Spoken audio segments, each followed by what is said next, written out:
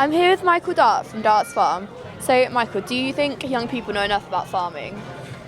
I think on the whole they probably don't, because a lot of families buy all their food in supermarkets, and there's quite a disconnection between where the food comes from and where you buy it. But that's what's great about things like the Devon County Show here today, where families can come and they can see the livestock, meet the producers, and I think it's bringing the gap of producer and consumer closer together.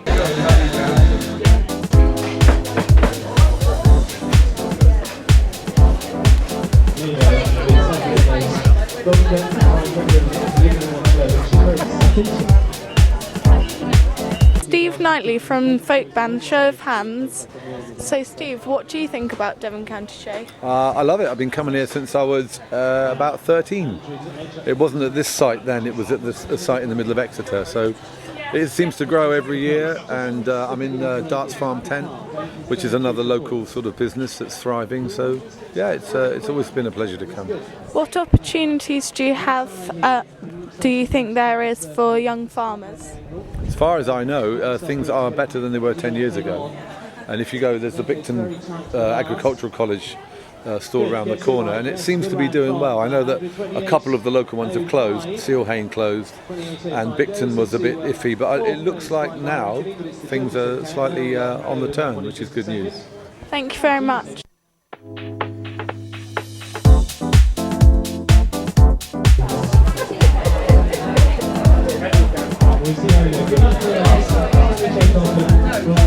Produce important?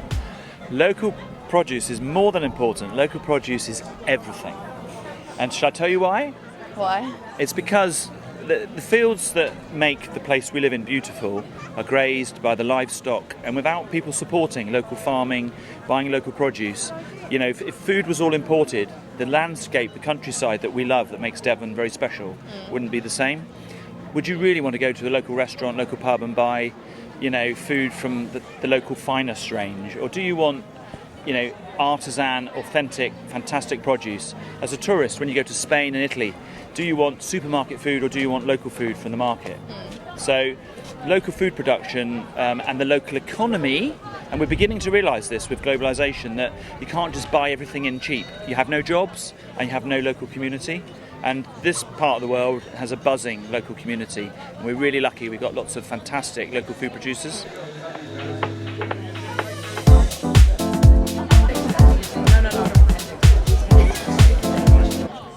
And what do you think is the future of local produce?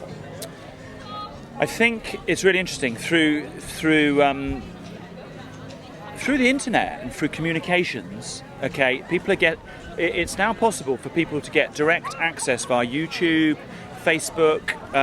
So we're living in a digital world now, aren't we, where maybe we're going to start to bridge that gap between producer and consumer, and people now can find out a lot more about where their food came from. For years, people go to the supermarket and just buy packaging.